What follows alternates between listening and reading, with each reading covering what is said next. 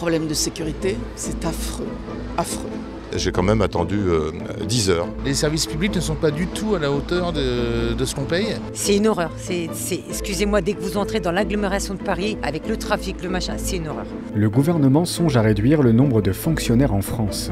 De plus, certains avantages propres à la fonction publique sont remis en question. Que pensez-vous de la gestion des services publics en France ?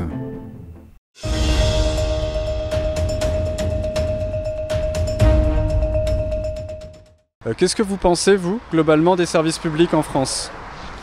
Je trouve qu'avec le déficit d'impôts, les impôts qu'on paye sans arrêt, enfin pas le déficit d'impôts, les impôts qu'on paye sans arrêt, les services publics ne sont pas du tout à la hauteur de ce qu'on paye. Et je trouve que non seulement ils ne sont pas à la hauteur, mais en plus, on sent une déliquescence du service public qui s'accroît d'année en année. Je prends un exemple, j'étais à la Poste tout à l'heure. Même pour envoyer une lettre recommandée, alors qu'ils sont 5 derrière un guichet, là ils étaient 5 derrière un guichet, il n'y en a pas un qui bouge pour aider les gens et pour essayer je pense notamment aux personnes âgées qui n'ont pas facilement accès au numérique et qui n'ont pas la facilité que peuvent avoir certaines générations par rapport au numérique. On les laisse complètement à l'abandon, on leur dit allez sur internet. Je pense aux touristes aussi qui viennent en France, il n'y a aucun service qui leur est proposé, ils trouvent porte close partout. En ce moment, il y a eu des débats sur le statut de fonctionnaire. Est-ce que c'est légitime de garder certains avantages ou non ? Oui. Qu'est-ce que vous en pensez ? C'est une question difficile parce qu'effectivement, il y a des fonctionnaires qui sont très très importants. Par exemple, je vois dans l'éducation nationale, on manque souvent de professeurs.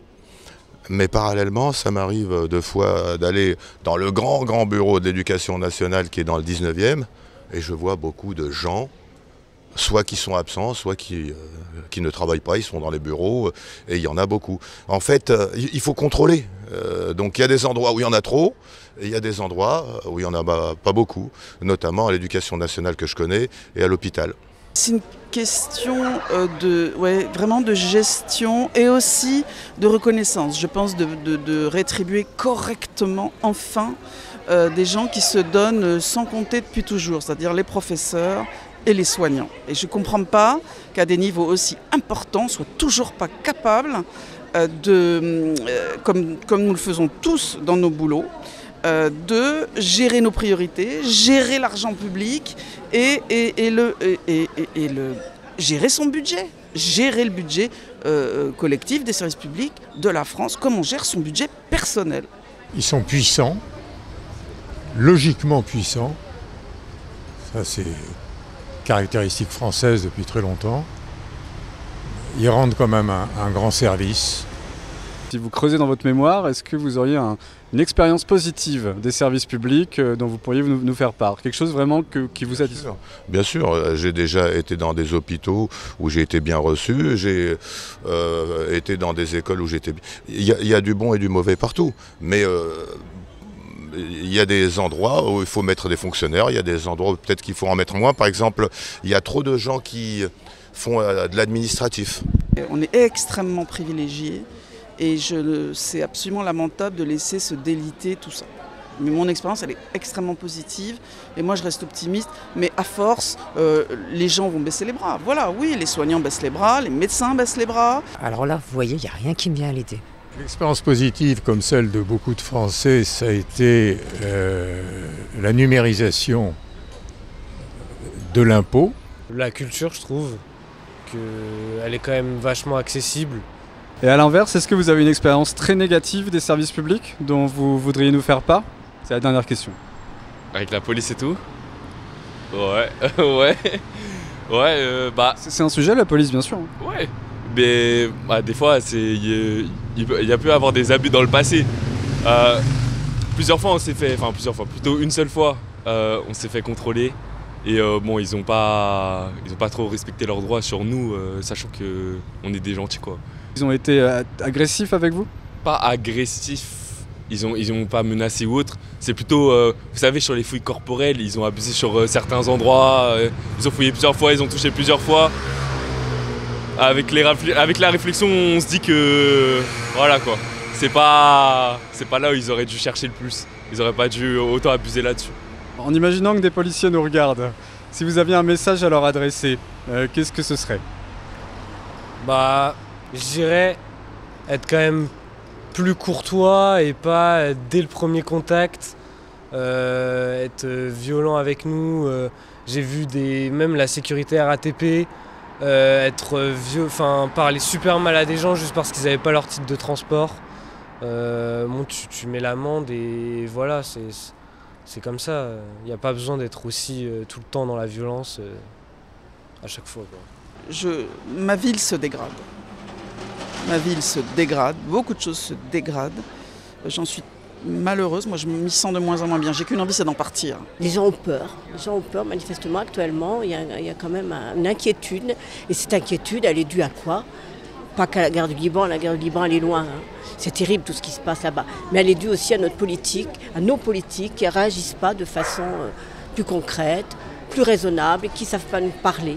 Alors moi, je vais dire, j'ai peut-être confiance en ce monsieur Barnier, qui lui n'a plus rien à prouver, et qui, ma foi, va parler vrai, j'espère.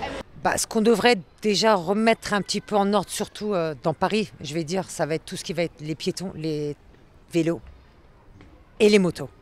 Parce que j'ai failli en renverser 3 la dernière fois, et parce qu'ils sont mis sur mon angle mort, vous ne les voyez pas, vous avez beau mettre les clignotants, ce que vous voulez, et il n'y a pas d'ordre. Je vais vous donner juste un exemple d'Amsterdam. J'y étais, c'était un plaisir de conduire là-bas.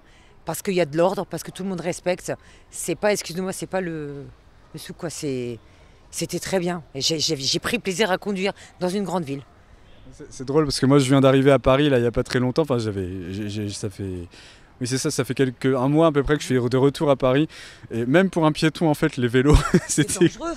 Moi des fois je décharge des gens, je suis obligée de m'arrêter au bord des voies cyclistes.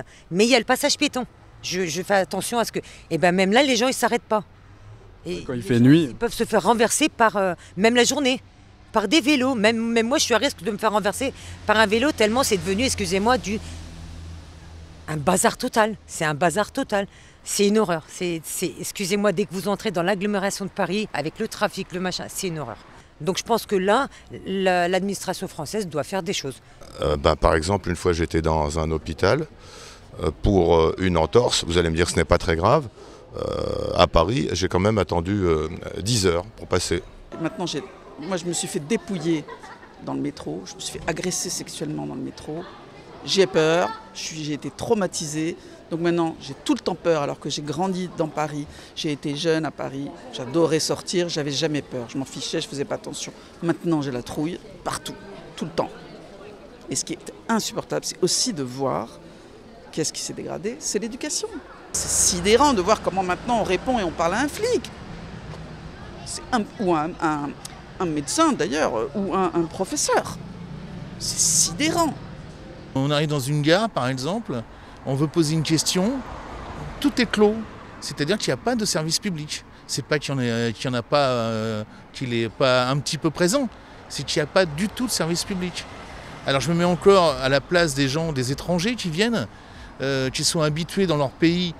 Je parle de l'Espagne l'autre fois avec justement la SNCF locale, où je parle d'autres services. On sent vraiment un service public présent, alors qu'ici en France, c'est absolument pas le cas. Je pense aux handicapés qui n'ont absolument pas d'accès dans les 3/4 des stations de métro parisiennes. Et on met 1,5 milliard pour construire une station d'épuration pour la Seine. Voilà le niveau du service public français.